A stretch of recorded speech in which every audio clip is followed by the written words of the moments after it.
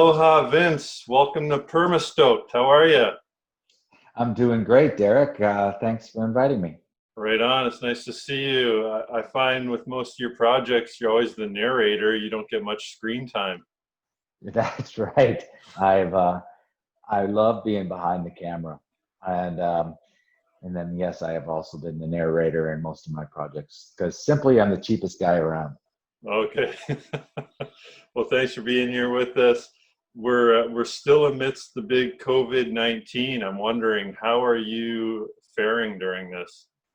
Uh, I think much like many of our friends out there, I'm feeling a little anxious to get out and have full permission without feeling like I'm breaking some sort of law Hmm. or rules and stuff.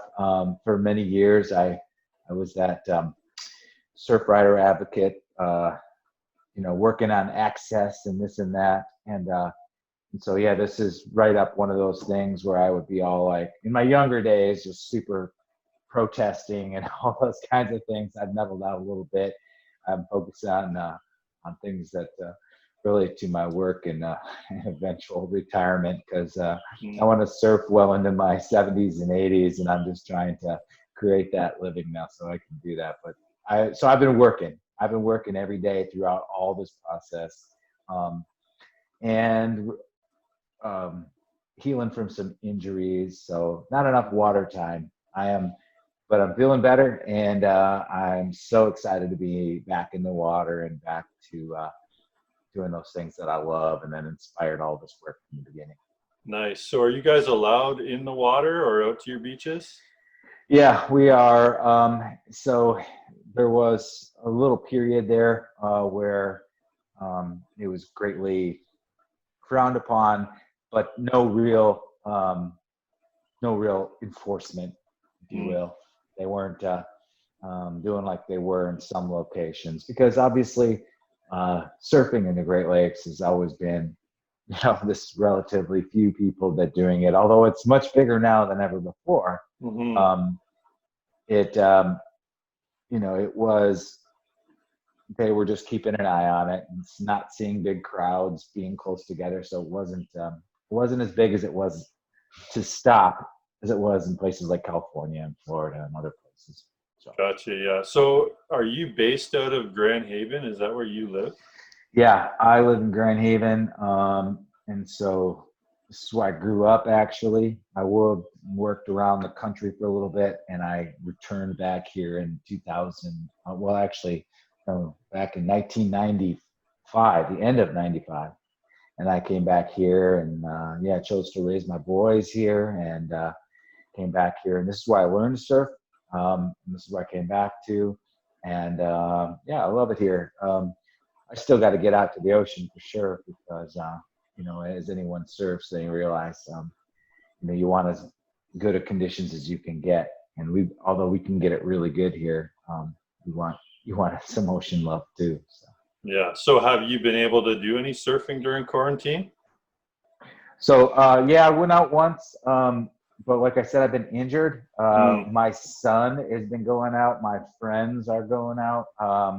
Yeah, and a lot of people are going out. But I had a hip and back issue for a while, and then I was getting over a shoulder surgery last summer. So overall, it's been a old man recovery kind of year for me. But I'm feeling Oh, good. I'm wow. feeling strong now.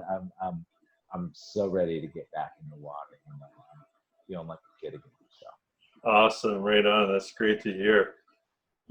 And so I watched, I've seen Unsalted many times, but I watched it again last night in preparation for this. And, I still come out of that video. That video is, I have to say, I think stands up as probably the most comprehensive of all the Great Lakes surf films. Like, it's sort of surfing 101 of the Great Lakes. How do you feel about all the other films that have come out? Oh, I'm ecstatic about that. I think I love the fact that guys are out there doing all kinds of projects and following up, and the technology, and I shot this all in standard definition. Yeah. The HD video, and the projects that have been done now with drones and all this kind of thing. I love it. And so I am promoting, I'm one of the bigger fans of that, you know, and it was a passion project that I poured my heart and soul into.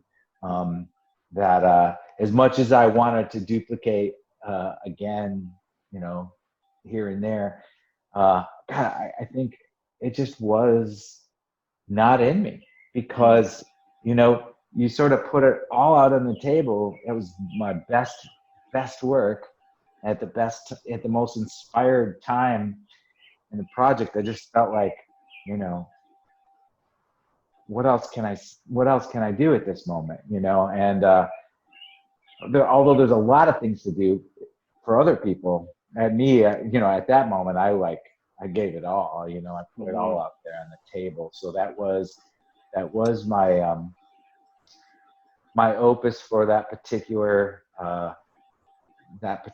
project, you know. It was everything I had. And so I appreciate the kind words, and I really am proud to have had the opportunity, so blessed to be able to work with all the people, and to be able to do it. So as I look back on it now, it still gives me a really good feeling.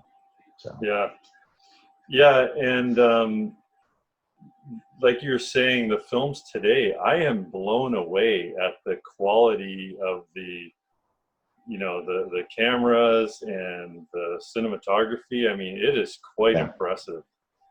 It's just come a long way. You know, you think of Endless Summer, and that's a classic, and Endless Summer 2, and all the other, you know, the movies that are done with Hollywood money and ties to Hollywood, and or people from around, and those all inspired us. You know, we all have these certain things, but there's like a certain aspect to what I used to call getting beyond the surf porn, you know, getting beyond the pretty picture, because and that's what I look for in all the films that I want. You know, Big Wednesday, you know, had a storyline, and you fought for the guy, you cared for him, you wanted him to get the wave, you wanted him to succeed in life as well as get the wave. And so those kind of films always inspired me to connect with the character some way, and really want something more than just see the perfect wave, because as much as I love surf porn, you know, just great waves and beautiful shots and all that, at a certain point, I think we all sort of crave a little more story, a little more, you know, background and into the whole thing of it. And that's what I tried to do. Yeah, it got pretty real, especially the portion with the drowning victim and the mother and whatnot, really illustrating the darker side of the waves, I suppose. Yeah, I think for me, especially at those times, you know, certain aspects of the way that was came out was because, you know, all of us, many of us who've been out there in the waves, we've been out there, and there's been drownings like near us. One of the guys that inspired me, my elder in the local area, Doc, he always called him Aqua Doc. He was a part of a rescue back in 1975 that he tells the story so well, and it's in earlier Surf Michigan videos. And you know, that whole connection to the power of the water and how scary it could be, like, and respect that you have to have. You learn as a surfer, you get held down, you get pounded, you get held underwater, and all these things, you know, happen, and it teaches you to be humble. So when you're out there, and you know, and you can imagine what it's like for somebody to be pulled away by a rip current. You can imagine what it's like to lose your board and to feel helpless.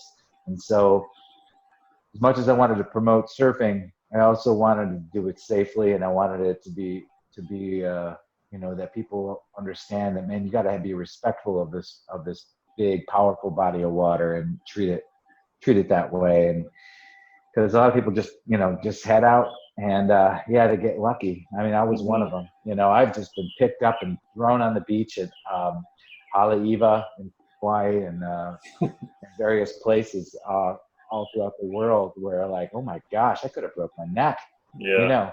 Could have been just once a little bit tweaked one way and then thrown down, or dragged out to sea, fighting a rip current, like I talk about in the beginning of the film, is when you don't know any better, you tire yourself out. So it's about, teaching something at the same time as trying to show how much love and passion we have for it.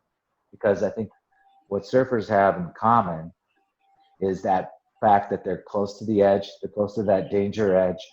So there's a certain excitement that comes with that. But then, there's stories of all kinds of surfers just recently, in the Dutch Netherlands that just drowned, 5 of them. It just happens. Stuff That's like right, this happens. And that's part of the respect you got to have for this big body of water. And the Great Lakes, they have their own type of power, as some people mention in the film. The repetition, how close the waves are together, the type of wave it can be, very, very tiring. It definitely doesn't have the power the ocean does, but it can tire you out in another way. And I think people realize that all the time. And I wanted to make sure that that was in there. And then because I was working on a safety video prior to the Unsalted, I wanted to include part of that story because it was very much top of mind. And those two things went together for me, Yeah.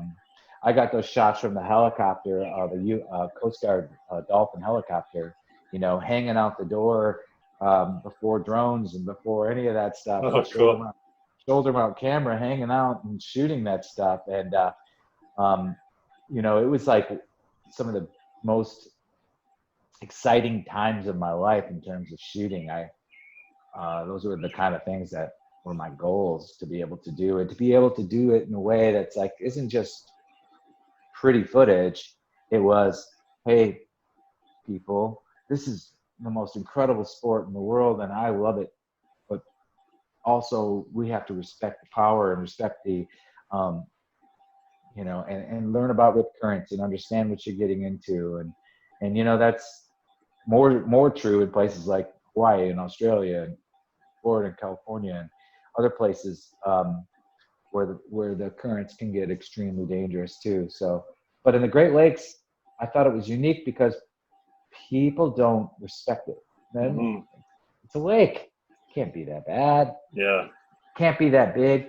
So they even respect it less. So they get in trouble, and they were, as Dave Benjamin and other people with the rescue, the Great Lake surfers. That work together to create communities of people that can know how to save people, rescue people, but also promote education. Those are the kinds of things I wanted to promote because it's one thing for you and I to go out in the peak of our surfing health, back when I was 30 and 40 and in really, really good shape. And, it was hard then. But if you're not a surfer and you're going out there and you get in trouble, it's dangerous stuff. So in that 1990 experience that you're referencing in the Riptide, had you been surfing long at that point? Were you brand new, or what was going on there? Yeah, so 1990, I think I started really surfing in like 82. But I really was just getting started. I was a teenager. I had tried paddling out in my local break. I paddled out in Florida. I paddled out in Galveston, Texas on vacations with family. So I had, throughout my late junior high and early high school career, I had been trying, but not really catching a lot of waves, not really standing up and just shredding a wave.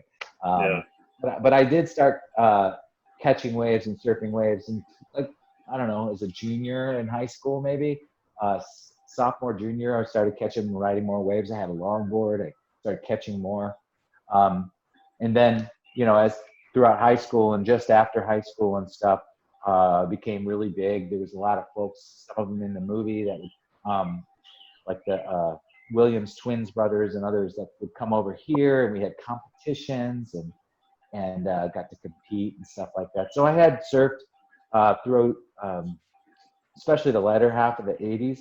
By the time I got to Northern Michigan University in Lake Superior, I thought it was pretty cool for school. A little too cool for school. And, I kind of went out like, I got this. I've been surfing on Lake Michigan for a while.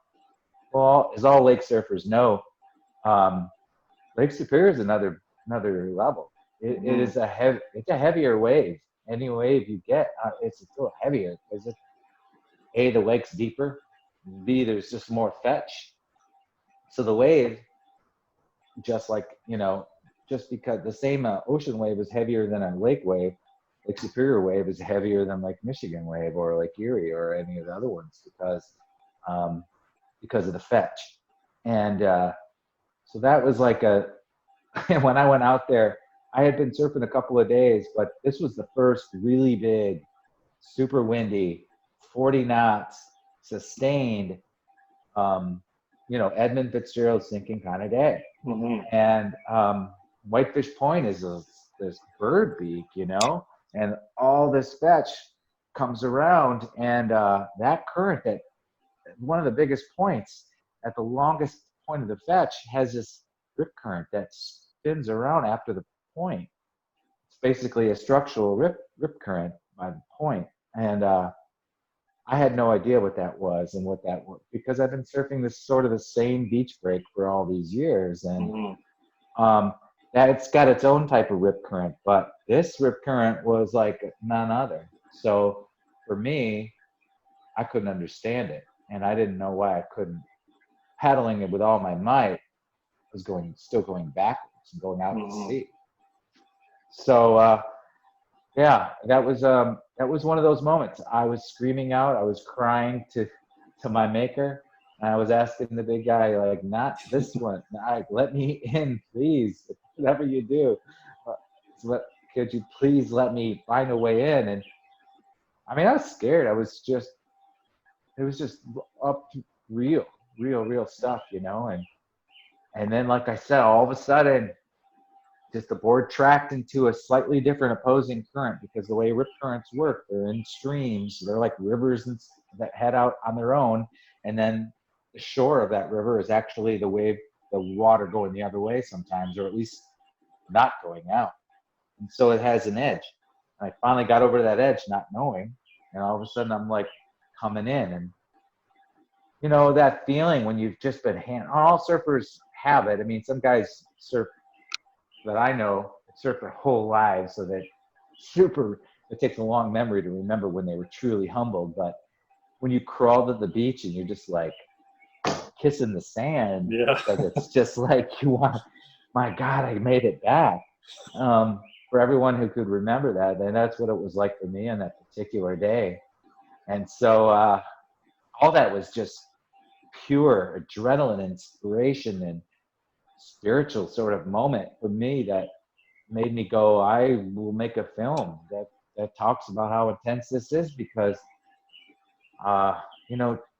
truly that's what I wanted to do. I didn't really know how to do it at the time. I didn't really know what I was saying fully.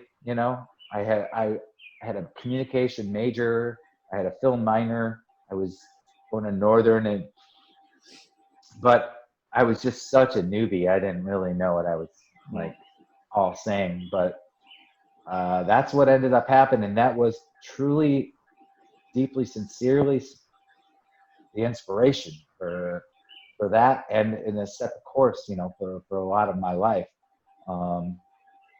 And I was very thankful to get in. Now I went back out again, right? So, okay. I went back out that day after I set the camera up and did that shot and did everything, because I literally ran and set the camera up and tried to explain that, and because my buddy was still out there, and then I'm like, oh, he didn't get hammered like I did. I better go back out there and show them that I can catch a wave and not just fall in with my tail between my legs. And I finally did get back in and out, and I think I caught a wave or two, but it was nothing like a quality wave. I was putting myself in a very dangerous situation without any clue of what I was getting into. There was better places to surf that day, but nevertheless, I didn't know it at the time. So. Yeah. Wow, that was a game-changing moment. Yeah, the video certainly, you know, I think speaks to the critics. You can't surf the Great Lakes. It certainly gets the point across, at least I thought. And growing up on Lake Erie, I would say that from the locals' perspective, I certainly was told you can't surf the lakes many times, but I don't think anyone, regardless, they wouldn't have argued the power of the lake, though. They still realized the power and potential it had. But I'm wondering if more so the folks who are not from the Great Lakes area may just envision it as sort of a, you know, the flat lake by your campsite sort of a thing, not realizing the mass of it all. Exactly. No, I think you're right. You're spot on. All across the Great Lakes, those people who have fished it, been on it, and seen its many moods have deep respect for it. And but I found that even some local people that just weren't going out on it regularly, and then definitely people inland who only get there on, you know, once a year, they'd either go there on a particular day and would either be flat or wavy, somewhere in between, and they would go out regardless because it was their day at the beach. Those are the people that got in trouble. But definitely people all over the world, the country and the world, were like that. I mean, and I did include, you know, a lot of those comments and stuff because, yeah, you think about that lake and that peaceful, hey, you know, catching a bluegill and rolling it up to the shore, and you know, and everything's glassy and flat. So, yeah, the word is just, it's not correct. You got inland seas that have salt, and then you have inland seas that don't have salt. So, you know, I since then have met people that surf the Caspian Sea and other places like that, and the Mediterranean and other places and stuff. And you know, they related with this in a way because it was like they too kind of understand that, you know, inland bodies of water like that don't get that sort of respect. And, you know, I've seen big waves on Lake Tahoe, and not very sustained, and only under when it's just blowing, you know, nuking out there. But yeah, you've got big lakes, other lakes that can create powerful waves too. But for the most part, yeah, it's like, hey, the Pacific Ocean, the Atlantic Ocean, everything else, you know, maybe. So that was definitely a part of the driving force too. It was just like, sort of like all Great Lakes surfers, a little chip on her shoulder, you know, because it's like, yeah, you can't surf, you're a knucklehead, you must be, you know. And so you sort of deal with that, and you're like, well, it is what it is. You either believe me or you don't. Here's some footage. Take it for what it's worth. But it's definitely been a driving force for a lot of folks after me as well too. You know, it's funny to watch the cycle. It's been so many years since I started making this film. You know, I really started making that in 1990, but it got serious in 1999, 2000. That's 20 years ago. Yeah. So they were doing the same news stories that they're doing again now. You know, and it's like, because it's a new brand of journalist, right? And journalist is a young guy, usually a young woman, who's like all inspired and goes out and does these stories, and without really going, did it happen before? And it happened, you know? So the guys on Lake Erie, like in my film, Don and others that they were getting the same stuff in the 60s, you know? Wow. So it was the 60s and then the 70s, and it repeated itself. The same story repeated itself. Like, no, you really can surf on a lake. No, you really can surf on a lake 10 years later. No, you can't surf on a lake. And it was like brand new every time, but that's okay. It's good. So it's been sort of a 30-year legacy. So it may be time for a reboot soon then. I actually feel that way quite a bit, and I thought about this for many times, and I've worked on certain aspects of it. And Derek, personally, I've like had to feel I had to feel that monumental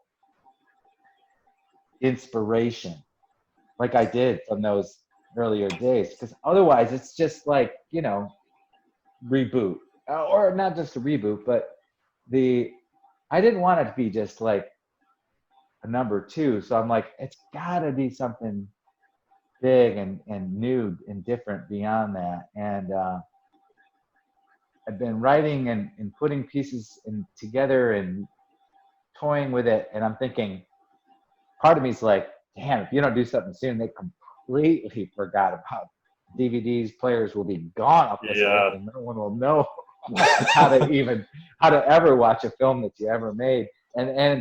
Or so, and it's like, but I deep inside it, the feeling is starting to grow again, um, and that's kind of fun and that's kind of cool because I'm surfing with my son.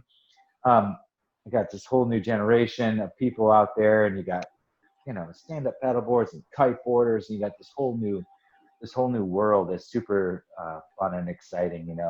Surfing itself to me it's the pure essence. It's it's you and the board and the wave and finding that rhythm, harnessing that power without a lot of extra stuff. Even a paddle, paddle's extra stuff. Kite is extra stuff. All these things, which I think are great. Don't get me wrong. I'm not dissing on it. I'm just like, I love the pure aspect of surfing. Um, and the work that I did after the movie with a variety of different people that around the world was really inspiring. And okay, there we go. The work I did around the world was really inspiring, and I was like, there needs to be, for me, a real powerful message and story behind it. Otherwise, there's plenty of people to put out great looking surf footage. Yeah. I mean, that's like a young man's game. They're all chasing after it. For me, like I said, I'm thinking about retirement. I'm like, I'm getting up there in my 50s, but obviously I'll be working for a while. But all I want now is to surf like people I know that surfed into their 70s and 80s. And those people, whether I met them in California or when I met people in New Zealand or New York or Michigan, the love of the water, the camaraderie of paddling and experiencing and dropping in on a wave, it's unique. And it doesn't matter where you come from, right? And I said it in the film, and it's true today as it was then, as it was 50 years before that. It didn't matter if you're a doctor or a teacher or hole digger, post digger, whatever. Fence, you all have that same love and that same passion of being on the water. That and catching a wave is spiritual for most people in a way that it just sort of doesn't come right out at you, but it's there, and it's special. It's special every time. I thought I had this trick that I would say, thank you for this wave I'm about to receive. To the greater power out there, that your higher power, that whatever you have. And I would say that, and I thought that was a trick, but now I'm realizing, it's also, you can't be too tricky on that. You really have to earn the wave. And you can't just ask for it. You got to be in the right spot. You got to know what you're doing. You got to put in the dues. You got to put in the time. And that's what makes surfing so fun. Although I'm stoked on Kelly Slater and surf ranches and all the different things that are going on, I'm all for it. Surfing in the Olympics and all that. But we all know there's this super special moment when you paddle out with friends and whether you're on a vacation in Costa Rica or you're at your local break or whatever you're doing, you find that moment, and that wave just sets up for you, and it's like it just opens up for you, and we all know that's the greatest feeling ever, and we want to repeat that. Yeah. And I know for me, I miss that really a lot now after my surgeries and injuries, and but it never leaves me. No, it's always right there. So, can you remember that first wave or the moment you got stoked?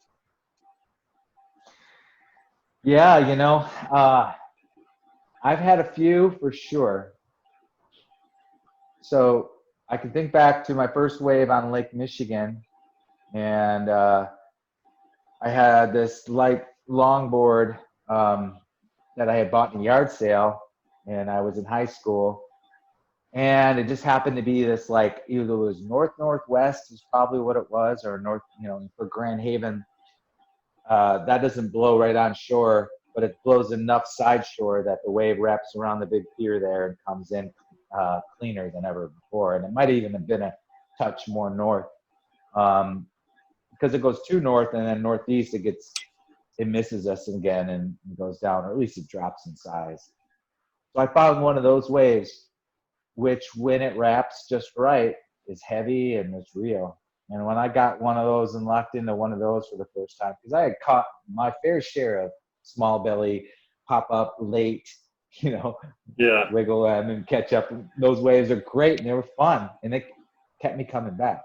But until I got locked into a real wave, I remember it was in high school, and I was skipping class, and I did not ever want my son to do that, but he knows the story, and I had that surfer high. I came back in, and I literally was trying to sneak back into class so I wasn't counted out for the whole time, and I tried to climb back in the window. It was a complete Spicoli moment in Michigan, that classic surfer move, which I wasn't really planning on or trying to do on purpose. I was just literally trying not to get busted for skipping.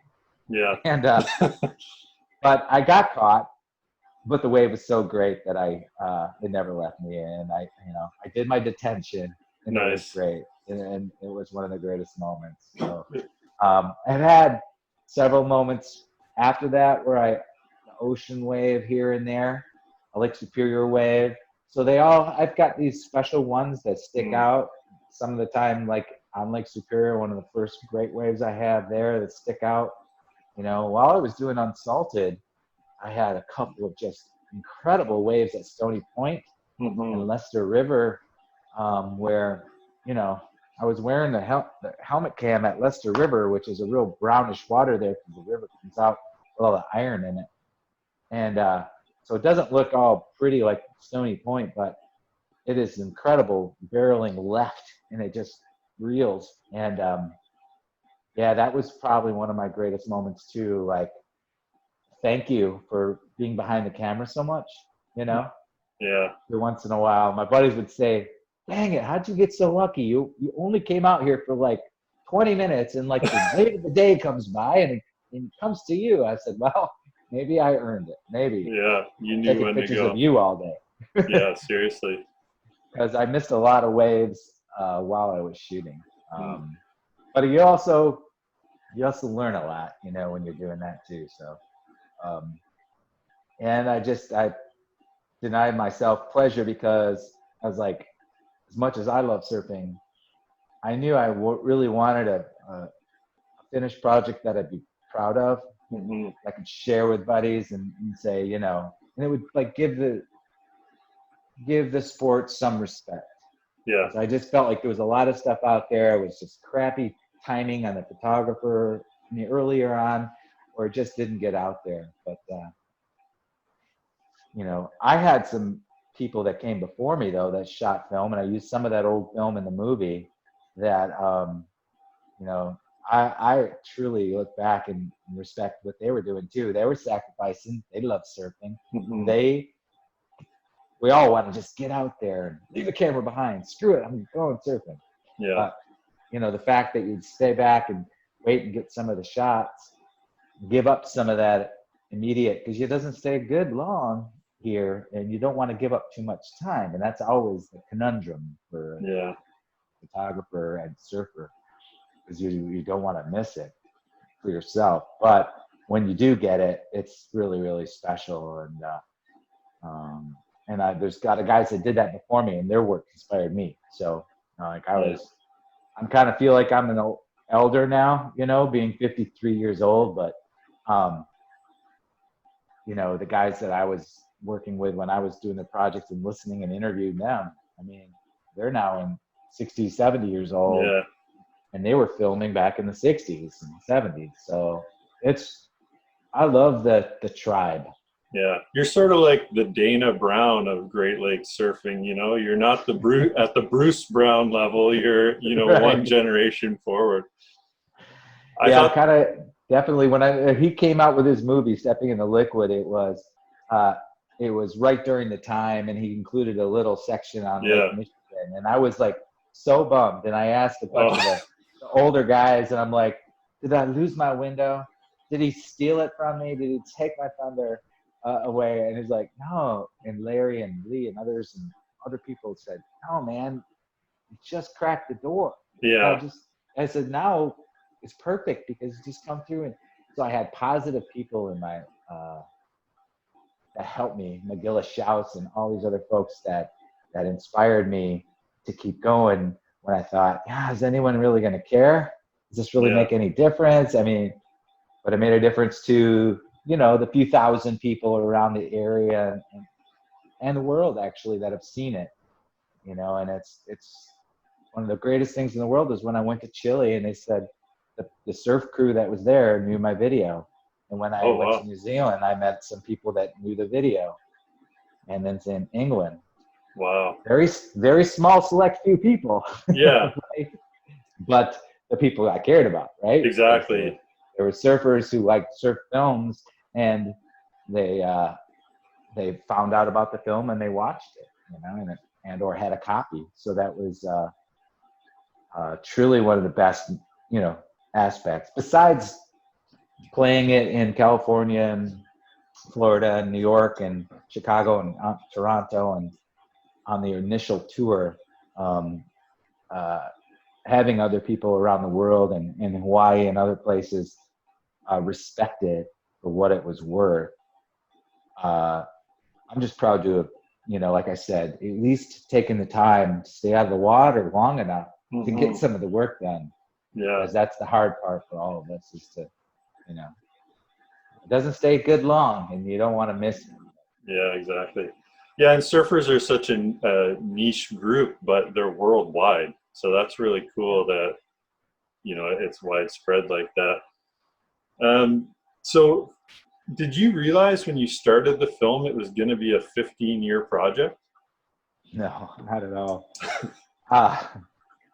So I had that little RCA camcorder when I first was filming, and it was like 1986 or 85, 86, 87. I started filming some skateboarding and surfing and this and that. And then I had a few friends that had been doing it on Super 8 films, as I mentioned before me. Then they inspired me, and so I'm like, oh, I got this new stuff called VHS video. Look at that. I can do an edit right in the camera. So I would try to cut together and do an audio dub of it. And I created this thing with my initials, which sounds like a STD, but it's VDTV. And I created all these like little strings together, and I would like share it with friends in college and stuff like that. It was like so pre-social media, right? It's 1990, and it's like we didn't have anything like that. So it was like click, crack a beer, pop in the VHS tape, and try to entertain somebody for 20 minutes or something like that. And that was all we had. And I actually made copies and tried to give them out like if I could have just created a YouTube video and shared the link, I mean, it would have been huge. But it was so much damn work to do the video with a VHS. And, the RAW was on VHS, so then you make a copy, and it's like crap. And all that Yeah, stuff. it's like real indie So movie making. I had no idea how long it would take me. So, but I was in college and I wanted to do it, and I stayed with it. I got a job right out of college at a TV station in Marquette, Michigan, right on Lake Superior. I was literally chasing rainbows. I was in the promotions department, promoting Upper Michigan, someplace special. Oh, okay. And, literally dressing up in a moose costume, doing promos, shooting waterfalls and beaches and sunsets, and making all those touchy, warm feeling stuff to make videos for the commercial, for the station, to sort of just promote the area and the station itself and connect it. And so that was like a big formative time for me. So I was learning how to edit, shoot and edit, and keep working on it. And I thought, I'll get this, I'll figure this out. But when I said I was going to do it, I didn't have a clue how to do it. And it took me a while. And I worked, like I said, in television, doing all kinds of other projects, and slowly kept shooting more on my free time and editing these silly little VHS videos I called VDTV.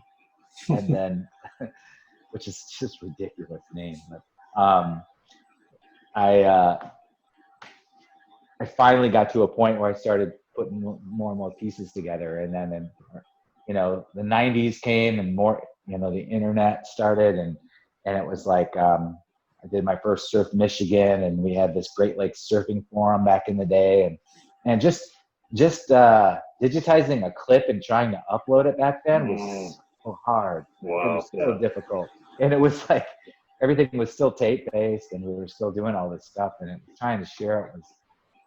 But slowly but surely, I had sold these VHS tapes in a couple surf shops that were started to pop up, and it was just surf porn at that time. It was music and video. Okay.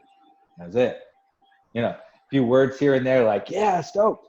Other than that, it's like no narration, no interviews, no nothing. Surf Michigan Volume 2 came out, and I tried to do it more documentary style. And some of my old friends still say that, it's my favorite, dude. You Unsalted was too polished. Okay. I like Surf Michigan Volume 2. I'm like, okay, I respect that. That's cool. Because it was early on. I was doing it more. Like I was 10 years into my career. Not quite 10. I was 5 to 6 years into my career. And so I was getting a little better at putting the whole thing together and trying my best. So I was, yeah, but this isn't it either. So I was like, Surf Michigan Volume 2 is cool, but it's not it. Still not what I had said I was going to do on that beach at Whitefish Point in 1990.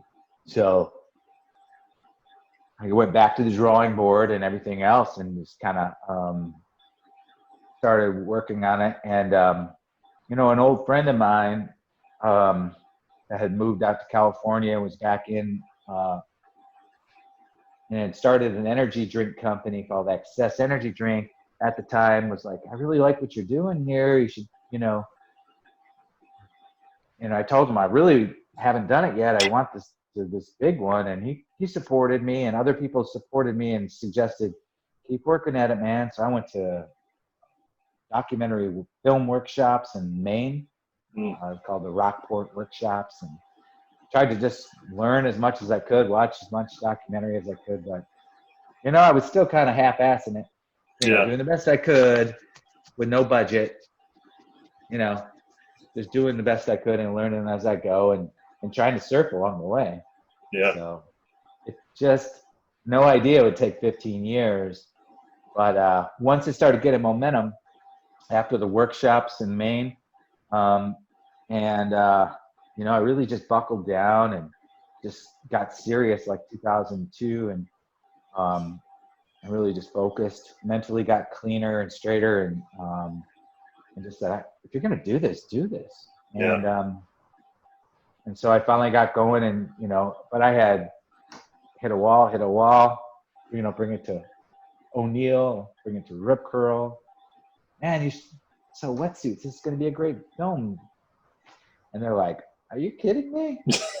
No one's going to watch this film. Are you kidding me? This is ridiculous. And I literally had one guy just say that to me, and I'm just Wow. disheartened me so bad. And just Yeah. then I remember my wife, at the time, my ex-wife now, but still my friend, she was like, come on, man, don't let that get you down. Just, and, you know, and then, like I said, a friend here and a friend there and a person here and a person there. And they're all like going, no, man, I believe in you. You can get this done. So finally it, you know, it got rolling. Once it got rolling, the momentum built into the point where I could finish it. And then it's like, you're kind of going with the flow, right? You're Mm. at that point, it's like it becomes bigger than you, Mm. you know? All this time I was trying to force it my way exactly, to my Yeah. will to do it just like this. And then it's like somebody along the way too mentioned or reminded, it's like, you know, listen to people, take some advice here, take some, you know, you never know, this person can help and this person can help. Be open-minded. Don't hold it Mm-hmm. so close to your chest, you know? Yeah. And once I started doing that a little bit more, I was able to get it rolling, because by the time I got to go out to California to finish the edit, I mean, that was a dream come true for this knucklehead. You know, Mm. I was shooting dumbass promo videos and commercials for car dealers and stuff like that, you know? And I Yeah. was like, wait, I get to go to California and sit down with these editors from, you know, Blue Torch, Fuel TV and Blue Torch Television, the early action sports shows out there. And I'm like, are you kidding me? This is a dream come true. And so, yeah, then at that point it started rolling, but man, it took a while. And maybe that's why I haven't turned around and done it again just like that, because Yeah. you know, it was so much work, but so loved. So like, I didn't do it for money, that's for sure. Because if I Yeah. count up the amount of hours that I worked and what I made, it's still probably in the negative. What were the sales like on that? I suppose it's probably dwindled out now, but early on, Yeah, what did that look like? the best guesstimate, because I had people involved in helping distribute it towards the end there, and they were selling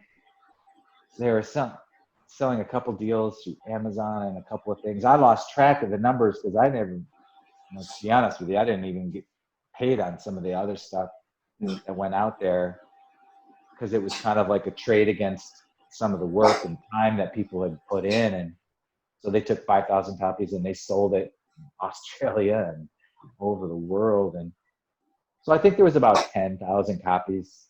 So that's a pretty small drop in the bucket compared to Yeah. the amount of surfers in this world. And it's a very tiny drop when you Mm. consider the eyeballs that could be watching it. But Yeah. yeah, 10,000 or more. But the greatest thing in the world to me was, like I said, meeting people, like I said, people I met in Chile and other places that said they could hardly understand it. It was Mm. translated for them or whatever, and they still loved it. And Yeah. those kind of moments. And then just local people too. When I Yeah. first showed it in the Waterfront Film Festival in Saugatuck, Michigan, on the street, with all my friends and you know, a few thousand people there, to watch it on the street was probably one of the best moments in my life ever, Mm. to be able to Yeah. go through that. So that's a different world now, you know. I think it's awesome for filmmakers now who can get their stuff out, and they're doing a great job getting it out there. But at the same time, you know, it's this instant gratification, YouTube, click on it, show me now, I'm done, moving on world. Yeah. Yeah. And back then it was like, no, this is the film. It's on a tape. I have to bring it to you and put it in It's a and then hit physical thing. play. And you get the popcorn out. You sit your ass down. Yeah. So those things are, you know, hopefully we'll get back to it, because I think surf movies are so much fun when enjoyed together. And maybe after COVID and the rest of this nonsense, it'll be even more appreciated. I hope so. I think it Yeah. will be, for sure. Any plans for it to go digital or be available streaming somehow, or? Yeah, so I had a couple of partners that kind of didn't follow through, and I had some things, and then I had some issues with music copyrights that didn't want to extend. Okay. So to go global, streaming wise, there were some music rights issues. As you know, I've got some pretty cool songs in there, Yeah. and some of them I had a time limit on. So like the DVDs that are done were allowed, going a lot beyond that. But no, part of what I'm working on and part of what I'm doing is the ability to follow up on that and re-release the first one, Unsalted, as I release whatever is next, whatever that is exactly called. So Yeah. and as my ex-wife and my boy's mother said at the very end of the film, you know, I wonder what is next. And as I think back about that, and yeah, I thought, yeah, okay, it took a kind of a massive change and shift for me to like feel like I really want to do it again. Yeah. Right? Because like I said, people think a lot of things. They think, you know, but I think differently of people like Dana Brown and other folks, and you realize, you know, that's not glamour. That's not Hollywood. That's not like you got everything and, you know, all this money and all this perfect lifestyle. It's like, it's hard work. Mm-hmm. And you struggle to get it done and to get the funds and to get everything to happen the way you need it to happen. And it's a risk. So financial risk for you to put it out there and make it and everything else. So that's the other thing that's challenging in these days for filmmakers is they need to getting the right music, securing all those rights for distribution and getting it out there and still owning a piece of it at the end is like, that's the magic. That's the secret, you know. So what was the turning point? What got the attention of, say, Surfer Magazine or OP? How did you get those partners on board? Yeah, just like I said, a lot of knocking on doors and being persistent, being a pain in the ass, really. Yeah. You know, it's like, hey, this is Vince again. You know, earliest email days. You know, because if you think about it, it was 20 years ago sending these emails out with pictures that looked like crap, and you know, because you couldn't send these giant files that we do now, and all this other stuff. But then Chris from Surfer Magazine made a trip out here, and I made it part of Surf Michigan Volume 2, and I did interview him out here when he was out here. So that was 2000, like, yeah, 2000, I say. And so he got a taste for it. He did like this cross-country trip, you know, and he was going to surf these various spots across the country, end up in the East Coast and everything else, and write about it. So he made this place a stop, and a variety of friends of mine, like Eric Holt and many other people who are always like listening and reading and following up what's going on, and say, hey, did you know so-and-so's coming into town? And, you know, alert me to it or whatever. And we'd interview them. They'd take them out surfing, and then they'd be like, hey, there's something here. This is kind of cool. So those kinds of things, you know, it took somebody being interested in trying it. Chris paddled out, and he rode right here in Muskegon on a really sloppy, nothing special day, chest high waves, windy, not very clean, but, you know, with some power, decent power.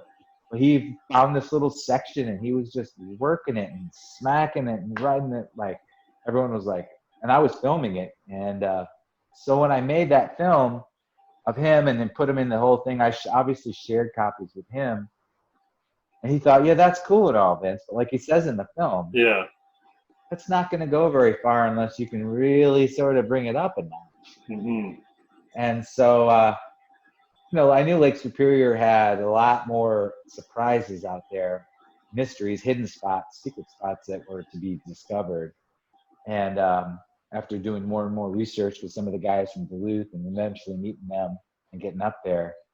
You know, the first pictures were like literally out of a shoebox in the back of the trunk, you know, somewhere, just like someone going, hey, look at that. It's a real wave, you know? And so those kinds of things, that's how it started. And like, man, if I could just get on that wave where it's like really got a barrel and it stands up and it's clean. And if I could just get those shots, this film would really get going, you know? So it was that sort of motivation that got it going. And then once we got a few shots and pictures and snaps and we sent it to him, and then I made the trailer. I got the little promo together as a DVD, of course, on a trailer, and I printed the label of the DVD that I stuck on with my inkjet printer, took everything down there, and walked into the doors and just literally knocked on the doors of OP, and we're like, thanks to a friend here in Holland named Eric Holt, had a connection to somebody who had a connection who got me to the main guy. It was like 4 surfers that connected to open that door. So I never did it directly. I did it with help. Wow. And but that door opened, and he looked at me, and he's like, damn, you came prepared. And nice. Because I had a brochure, I had a DVD, and I was like, and here's how much money I need. And he's like, sure, no problem. Wow. Thought, oh, did I say that number? I really wanted to ask for double that. Can I have double that? Too late. It was like, I couldn't ask for double that at that point. And I realized, like, man, because I had been beaten down so many times before that. Yeah. When I did funding, you know, I did like in PBS style funding through grants. I rejected. I did corporate style funding through the wetsuits. O'Neill and Rip Curl got rejected. But OP was the first one to listen. And it's weird because it's such an old iconic brand. Yeah. And you know, kind of at the end of their life too, actually. It was right before they dismantled the team and everything else. So the fact that I was able to do that, meet those people, and it was so special when we got it going. Mm-hmm. And the fact that I had their support, I was all in at that point. Yeah. It was just like, I couldn't have been happier. And I was like working so hard to make sure I didn't screw anything up, because I'd worked a long time to get to that point. And to have these guys come and fly in, you know, drive around in this beat up motorhome that I had purchased for like $3,000 or $5,000 something. Mm-hmm. It was like, really, you're going to put us in this? This is going to break down. Dude, I don't trust this. You know, wow. I just got it tuned up. We're going to be good. Or I got my air pressure gauge to make sure we don't blow a tire. We'll be good. Yeah. But it happened through many people. And through, like I said, it was like, there was a lot of people pushing me forward, and I couldn't have done it without their help. Mm-hmm. For sure. Yeah, it must have been really validating. And I think with the Surfer Magazine element, that sort of brought in, I like that angle of the movie. It sort of turns it into sort of parallels it a little bit with Endless Summer, you know, searching for that perfect wave, but on the Great Lakes. Right. So that day in Stony Point, did you get out there as well, or? Yeah, I was there, and I had coordinated the whole thing. And, you know, leading up to the storm, as I was watching it and looking at the 7-day outlook and then the 5-day, and I'm like, okay, guys, I think this could be it. I think this is going to be the big one. We had tried many times in November and December of that year, but it just didn't come together. So it wasn't until that January 22nd. And I had them basically on hold, ready to buy a plane ticket. But, and so they flew into Minneapolis. I met them there. I drove by myself all the way to meet the photographer and the surfers and stuff like that. And then I met up with the guys, the locals there too, and they helped put us up. And then, you know, they always took great care of me, because I had done a scouting trip up there twice before that. Okay. Where we found some decent waves, but we're waiting for the epic day. So I was on the phone with the locals. I was checking the forecast. I was doing all that stuff. And I literally, there's that scene of me driving, you know, in this so whiteout. I shouldn't have grabbed the camcorder and, you know, took my hand off the wheel, but I did. So that was me filming myself driving through a snowstorm in a whiteout. on my way to the airport. Yeah, probably Before highly illegal now. Yeah. not a good idea. But nevertheless, I got there and picked him up, and and then so that whole snowstorm, just like typical, as that moves through, it left a few feet of snow on the ground, but it had been blowing northeast, and then went northwest, and that's when it clears. The sun came out. There was still like ice chunks floating around, but the waves were rolling in, and they had been coming across. When they come all the way from east to west on Lake Superior, especially that direction, it's kind of opposite. We mostly get west to east. It's powerful in a winter storm like that, and then the water's so cold and deep that it moves, and once the momentum goes, it keeps coming for a while. So the window there lasts longer, and the wave was decent, and we had, a good day and a half of surf.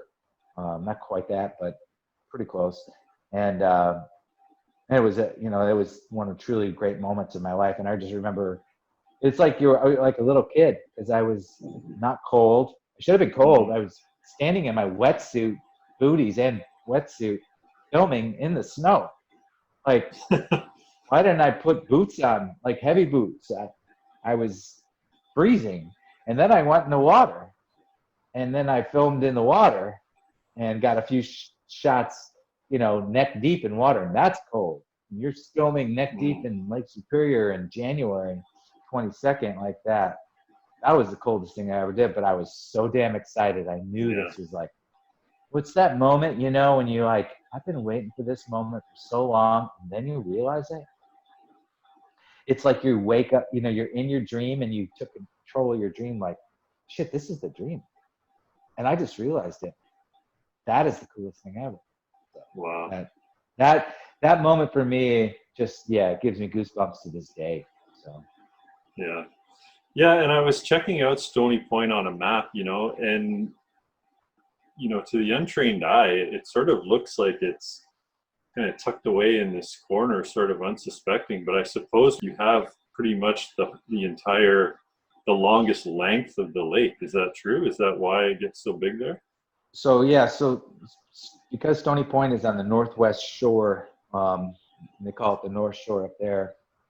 It takes an east and a northeast wind to blow the waves over, right? So it's because it's traveling from east to west, and then the water's so deep, like 1,800 feet deep in the middle.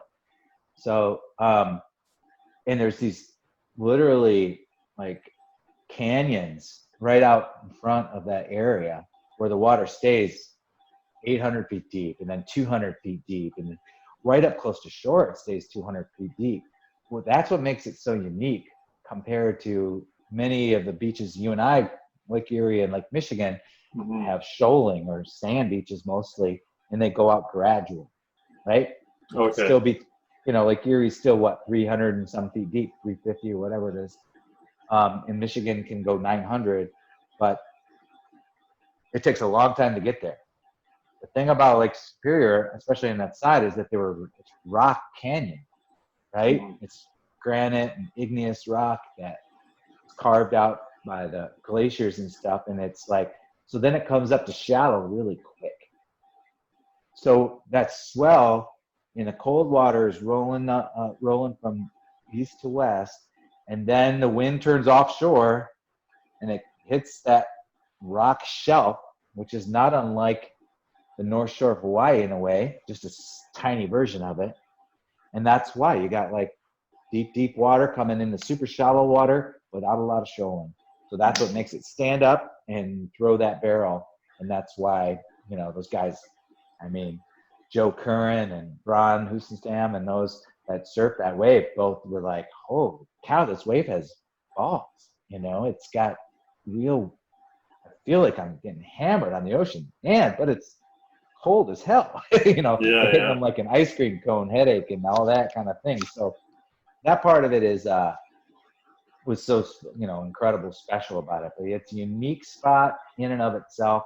There are a lot of hidden spots they've found since then, and I love to watch their films. And there's a new guy working on a project right now that I'm so excited for. I think it's very, very cool to see all of them doing that, because I want everyone to have that experience. If they want to chase that dream, you know, to make that film and to make it super inspiring and makes you proud as a surfer to love surfing, then more power to them.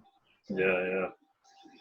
So Unsalted, so like we said, 15-year project, and now it's been 15 years since the release. So Yeah. 30 years altogether. I'm wondering, you mentioned an ex-wife. I'm wondering what has stayed the same and what's changed since the release of Unsalted. So, you know, the project and the way I worked as a person, I was a very obsessive person. So Okay. I was just like, I was all or none, you know, like an addict. I was totally addicted to work. I did everything to the extreme, you know. So when I went, I would go hard, and everyone would say, "Oh my gosh, you know, find a balance, Vince, you know, mellow Yeah. out." And so for my ex, that was one of the reasons that you know, we split. And that's so that part of me remained the same, in the sense that I've worked like that for a long period of time.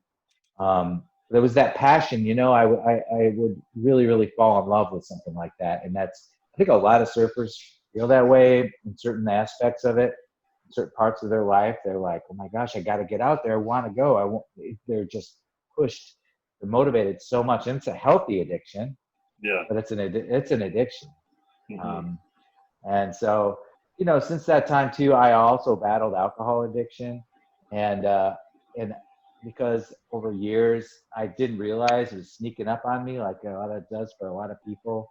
And I've met a lot of wise old surfers, not necessarily all old, but since then, where I'm like, oh, you felt that way too, and yeah, it's like we still love the same things. We love surfing, we love doing these things, but we don't need to do it with a you know, alcohol or anything else, because it just gets in the way of what you want to do. So Yeah. that part has changed. I'm not the beer guzzling surfing guy that I was before, but I'm still the Mm-hmm. same surfing guy. I'm still the same person. Yeah. I'm just a few pounds lighter because I don't have cases of beer traveling with me. Yeah. That said, all of that stuff, you know, I've been the same person since I was 16 years old making these films, you know, Mm. and I wanted to do the same things with it, and I still am at 53. I feel like that kid. So Yeah. um, that's the same. I have a new wife. She's awesome. We love our kids. Our kids are in college. Um, you know, I got to surf with my son in Puerto Rico, and I got to go to these places and do things, and I'm trying to pay for college and figure out a retirement. So I feel like I'm an old Yeah. man, but at the same time, I work for a great company, and I am proud to do what I do. But I know this is my second act again. You Mm. know, whether I'm 53 or 63, I'm gonna follow up on this, because this is what I love. This is what I really, really love. So so to everyone out there that I worked with, I filmed and I shot, because I had a chance to travel the world on projects that I didn't get the footage out a lot. It was on Fuel TV. It was on a variety of different things, but it never got released. Mm. And so I went to the Canary Islands and Chile and New Zealand and, you know, Portugal and Spain and Japan. And I shot all this footage, and it was for another project that wasn't mine. So all that stuff is out there. It's part of my story in this next phase, just how I get it to be, get it all worked out the way I want it to work out, is what I'm working on now. So yeah, I think I'm gonna call up the inner Vince, the old Vince, that guy, super obnoxious, sending out emails. Hey, will you support this movie? Will you support this? Because that's the guy I need right now to help get it done. Because for a little while there, I lost some energy. I think we all can lose our path once in a while. But the greatest thing in life is that you remember the things that are important to you. Hmm. You remember, and surfing has been that piece that always fixed the problem. If you were sad, if you were bummed out, if you were pissed off about work, if things weren't going your way and you had a really shitty day, but that, you know, you paddle out and you catch a wave and things just, you know, it just changes your day. And Disappear. I don't have to, every surfer knows that Oh feeling. And that's the greatest gift we have. So, yeah, so what's stayed and what's remained the same? So, you know, at heart, I'm the same surfing kid that I've always been. I'm inspired by waves. I love the car. When I snowboard, I pretend I'm surfing. I'm still that way. I I ride really old board. I ride an old snowboard. I ride an old surfboard. So I guess I don't change a lot. I'm not like super new techie guy. Yeah. So a lot of things stay the same. But yeah, I mean, I'm still great friends with my ex-wife, and so is my new wife is great friends with my ex-wife. And oh wow. that's one of the greatest blessings I could have, you know, because my son doesn't get caught in the middle. My sons don't get caught in the middle of any weird BS. So all that stuff's good, and I think back now, and it's like when for me, all these opportunities, all these things that came my way were because of somebody kind of being inspired by something that you did, but then they inspired you, and it was that connection. And that's what I'm hoping is it's going to happen again, and I'm sure it will. Like I said, I got kind of lost there for a little while. And you know, just too much drinking and too much sort of working hard and just losing track. And you get out of sorts. And so many of my friends, you know, warned me of that back in the day. It's like, hey, when you're kind of like me, you're like a super addictive personality, so just be careful. And I think, yeah, but I got this. Yeah. You know, and then you realize it sneaks up on you, like, oh no, that's they were saying the right things. So, if anything, this whole project taught me, like I said, being grateful for what you have. And for me, it's like the waves here. I'm grateful for the waves here, and I'm super grateful for every trip I got to take since then, and places that I've got to surf and go out, and for the people I met along the way. So, I would like nothing more than to make it so that I can give my gifts again, or use my particular skill, I guess, what I bring to the table, and work with others again to do something that might follow up on this, because people like you and I just experiencing that story, and appreciating that story. And that was, that's the beauty of it. Like I said, all these people that you are out in the water with, they could be a busboy and a mechanic and a doctor and a lawyer. All those people share the same love and the same respect for the water, and the same love and passion for it. Yeah. That's the cool thing that, you know, I love. And in times like this, it's even more important to remember, you know? Yeah. It's like there's this kind of world sometimes where it's always been challenging. We've always had wars and always had BS going on, but you know, it's important to remember the good things and be grateful for what you got. So yeah, it's been interesting talking to, you know, since I started this podcast, talking to different surfers.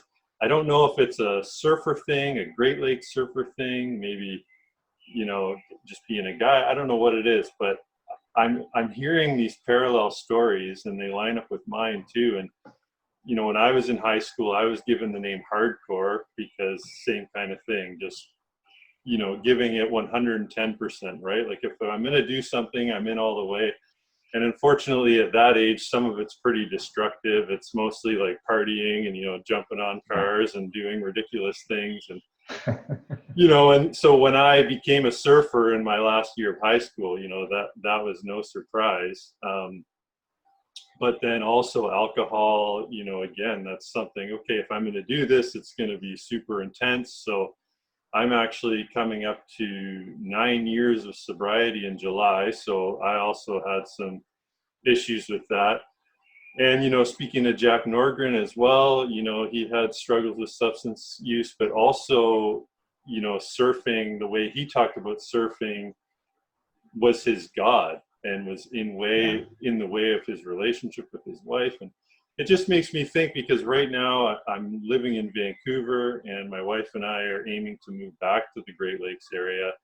And, for me, the move is based fully on where's the best surf in Canada for me on the Great Lakes that's within a closer proximity to my family, but far enough away and has good waves. So it just makes me be mindful of,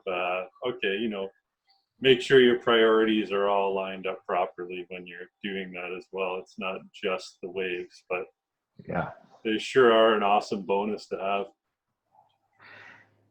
I some of the greatest moments I remember is traveling around Lake Superior and Lake Erie and Lake Huron, going through Canada and exploring Tobermory and Bruce, the Bruce Peninsula and all that whole area, Manitoulin Islands and the Benjamin Islands. And I just love what Canada has along those shores. So I know you'll, when you find it, go back there. Now, Vancouver is one of my favorite spots too. I mean, I went to Whistler and Blackcomb and I thought that was the greatest thing ever. And that over on Whidbey Island, Drew Campion was one of the early promoters of my movie.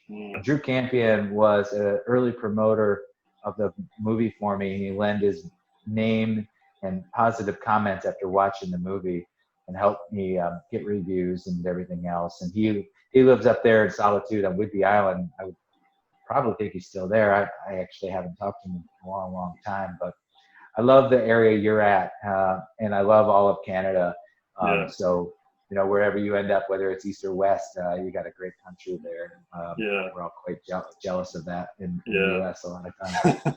Well, if I were to make a move, it's either to Tofino, BC, which I don't think my wife's down with, or somewhere back on the Great Lakes. I'd probably be getting more surfing in if I was living back on the Great Lakes than I am here in Vancouver, because of, the ferries and the costs and everything like that. But yeah.